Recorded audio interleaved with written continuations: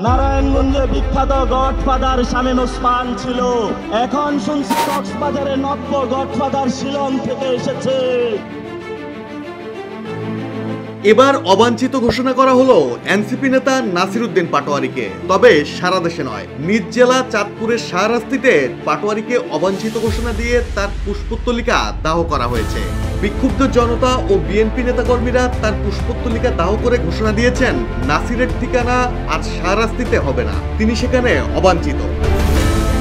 সম্প্রতি বিএনপির প্রতিষ্ঠাতা শহীদ রাষ্ট্রপতি জিয়াউর রহমান আর ভারপ্রাপ্ত চেয়ারম্যান তারেক রহমানকে নিয়ে কুরুচিপূর্ণ মন্তব্য করেন নাসির উদ্দিন পাটোয়ারি। এতে ক্ষুব্ধ স্থানীয় নেতাকর্মী থেকে শুরু করে সাধারণ মানুষ পর্যন্ত।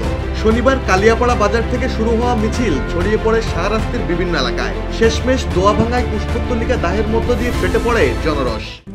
RICL TMX, যুগের পর যুগ স্থাপনা থাকে মজবুত। বিক্ষুব্ধরা বলছেন, নিজের রাজনৈতিক ভবিষ্যৎ গড়ার জন্য জাতীয় নেতাদের নিয়ে দায়িত্বজ্ঞানহীন বক্তব্য দিচ্ছেন নাসির। এতে বিএনপির নেতাকর্মীদের হৃদয় ভেঙে গেছে। কয়েক মাস আগেও জিয়াউর রহমানকে নিয়ে বেফাঁস ফেসবুকে স্ট্যাটাস দিয়ে তোপের মুখে পড়েছিলেন নাসির উদ্দিন পাটোয়ারি। বেফাঁস বক্তব্যের জন্য যে নেতাকে তার নিজ জেলাতেই অবাঞ্ছিত ঘোষণা করা হলো, সেই পাটোয়ারি কি তার বক্তব্য থেকে সরে দাঁড়াবেন, যাতে আগামীর জাতীয় নেতৃত্বে এনসিপির হয়ে নিজের গ্রহণযোগ্যতার প্রমাণ রাখতে পারেন, নাকি নিজের বক্তব্যে অটল থেকে দাঁড়াবেন সমালোচনার মুখোমুখি?